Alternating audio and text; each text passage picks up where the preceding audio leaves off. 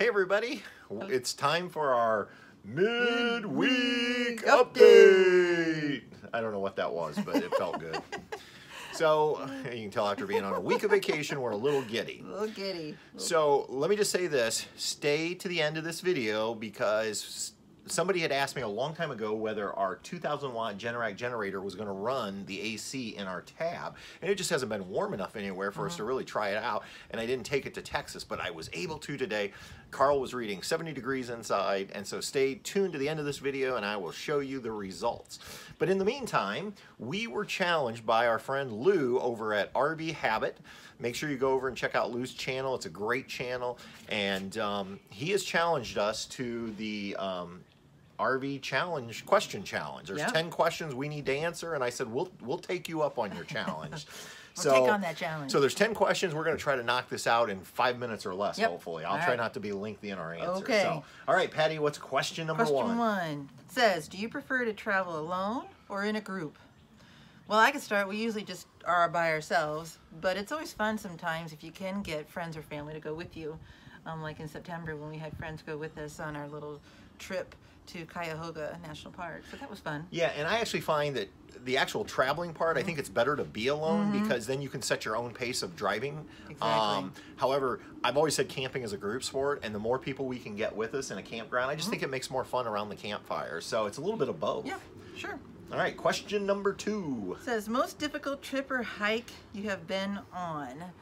My mind goes straight back to last summer when we were in Iowa heading out west, and we went through all those tornadoes. Yeah, that was a really long day trying to get to Kansas City, dodging tornadoes. Crazy. And you can check out that video. I'm going to go ahead and link it right here for you if you haven't seen that video. But it literally took us like an extra 3 hours to get to Kansas City. Soaking wet. In terms of a hike, I remember one time a really difficult hike down in the Smoky Mountains when we hiked to the Mount Cameron Fire Tower. Yeah. I don't remember the exact elevation climb, but it's a lot of elevation in a short period of time. And I was in a lot of pain. She was in a lot of pain, and then as we were getting ready to descend, thunderstorms approached, and so we lightning. Yeah, and I kept thinking I'm going to have to carry her off the mountain. So that wasn't going to happen. Not fun. No. Question number three. What type of activities do you do in the winter? Well, we live where it's cold.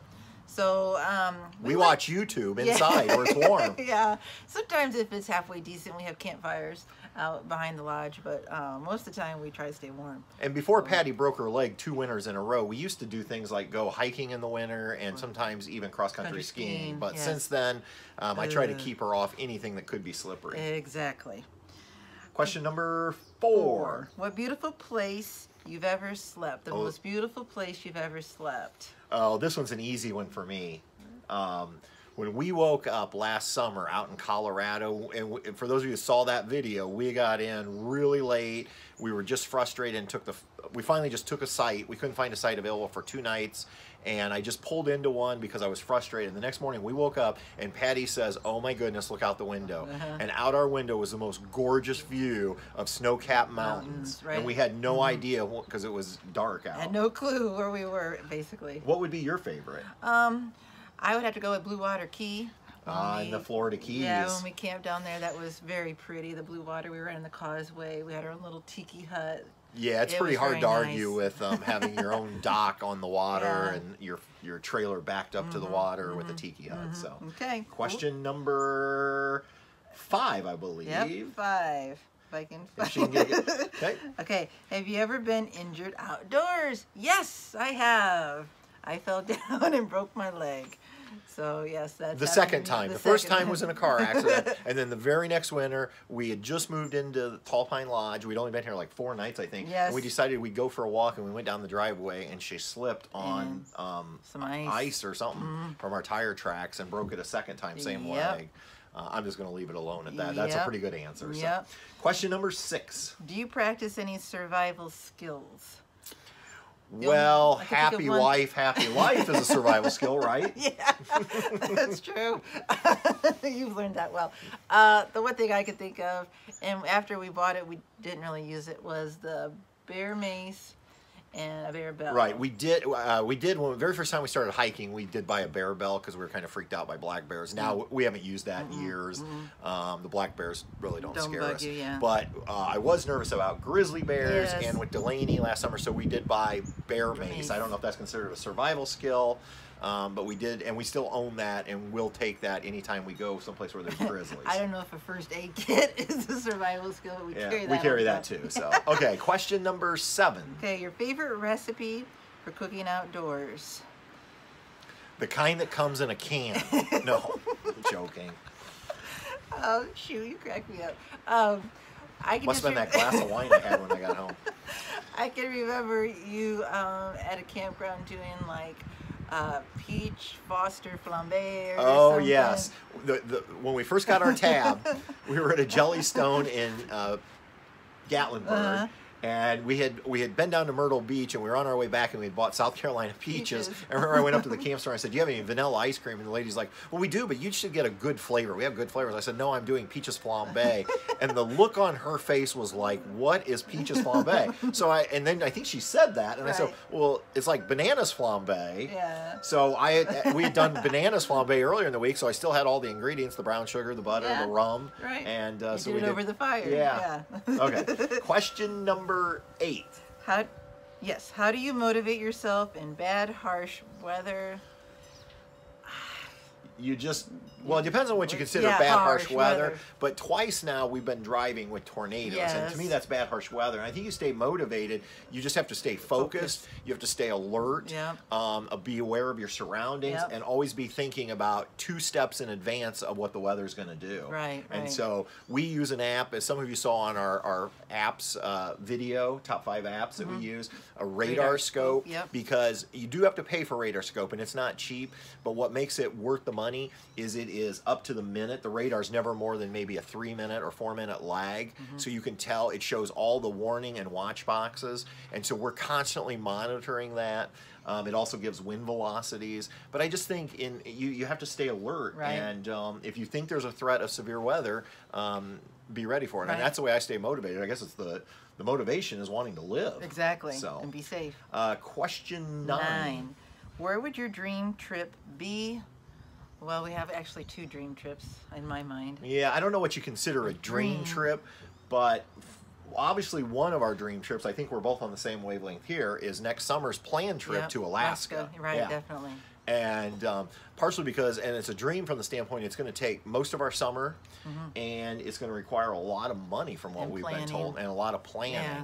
And then the other trip I think we keep talking about that's going to happen someday is... Maybe we're not on the same wavelength. You tell me. Well, I was thinking this summer's Canada trip was a kind of a dream. Well, it is. Yeah, I would say so. And then I thought we were talking about the Southwest when we go down and see Skip. Yep. Those of you who haven't seen Skip's videos, check Skip out from Skip's Dirt Lot Genius Adventures. Yep. But we want to go out and do the Southwest. I mean, Utah, Arizona, New Mexico. Yep. So, again, I guess maybe our dream trips aren't things like the Europe. Right. We don't really need to go to Europe. No. We've been to Epcot World Showcase, right? Does that count? Yeah. Okay, good. Sure. All right, finally, question number 10. What's the heaviest thing you carried on a hike? Patty. You didn't carry me. He had to carry a bunch of my stuff on our first AT hike because, again, I was in pain. To find out I was carrying, we both were, too much stuff. Yeah, our very first time we ever went backpacking, I think Patty's backpack was over 30 pounds, 35 pounds, something like that. Ridiculous. And I think mine was like 55 or 60 pounds. We didn't really know it until we got to the end of our hike and we went into the outfitter store and they had a scale. And the people in there were just like shaking their head like newbies.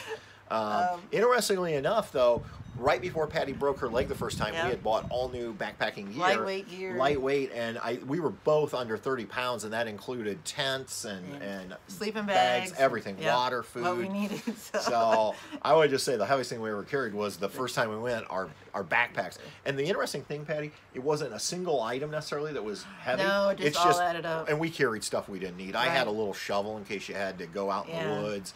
I mean, we had everything. It was just ridiculous. Yeah, I think we even carried books because we thought maybe we'd like to read in our tent. Yeah, those things got pitched. Yeah, so, all right. And that's it. And that was it. So, thank you, Lou, for challenging us. That was fun. Yep. And now I guess it's our turn to challenge somebody. Else. So, I guess it's going to have to be somebody that watches our channel, that posts YouTube videos. And so, one person that I know posts videos that I'm going to challenge is Skip out in Arizona. Skip, if you're watching, I think it's your turn now. I know you said you're going to get back out camping again, but I think you can still answer these. So, Skip, if you're watching, it's your turn to answer the questions in the RV question challenge. Exactly. So, now, back to that generator question.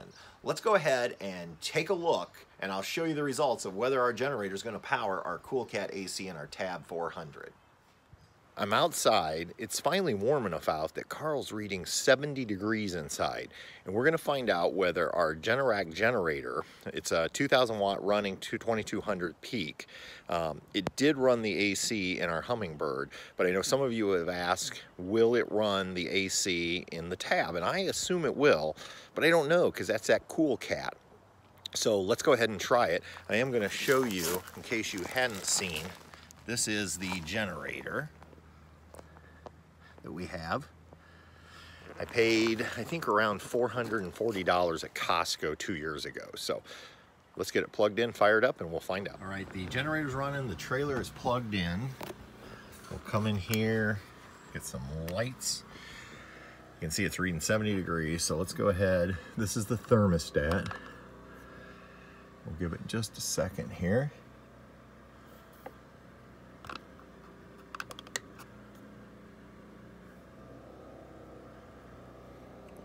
High fan, auto fan. Okay, auto cool. And let's turn this down. It's not showing up. We're gonna crank it down. And let's see if it'll fire up. I've set it to 65 degrees. There we go. Okay, the CoolCat's running. Let's go out here and see what the generator's doing. See, I've got it set. Now, interestingly enough, I actually have this. They're kicked in.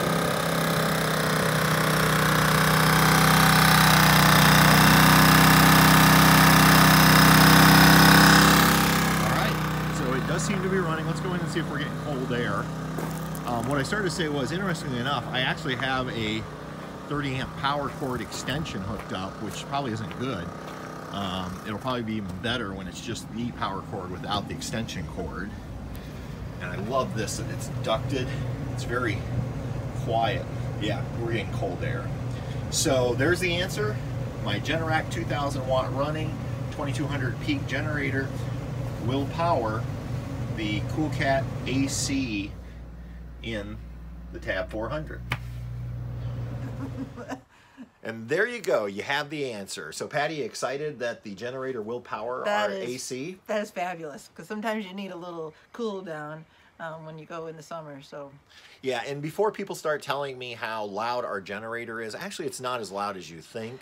Yeah. Yes, is it louder than a Honda? It is. Yes. Okay. Yes, it but is. in terms of decibels, and I don't have an actual decibel, but we've had it running beside of a Honda, right. And it's a little bit louder. But trust me, it's not nearly as loud as some of the generators out there. Well, and we don't run it very long. No, and we don't run it very long. We just usually try to get the warm air out and then we shut it down. Yep. The other thing is, though, we only paid like $440 at Costco for it, and it's been a very dependable generator the past 2 years. Exactly. So, you know, would I prefer to have the Honda that's a lot cheaper? Sure, I would. But they were $1,000 at the time. Right. So it works for us. Yep. And so if you have a Tab 400, it appears that a 2,000 watt running generator will power your CoolCat AC. So, all right, that's our update for this week. I know we put up more videos this week than we've ever put up. Well, not ever. Well, since we traveled last summer in the West. Right. But you actually got three videos this week. There was the bonus of the tour, and I didn't even call it a tour. I called it a quick look at that Tab Max.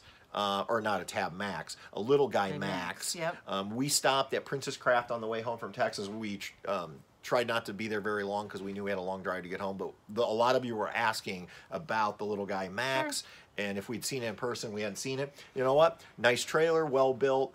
but we still would choose our Tab, I think. Right, definitely. Just because we just like the Tab. We love the styling, and I prefer the smaller 18-foot.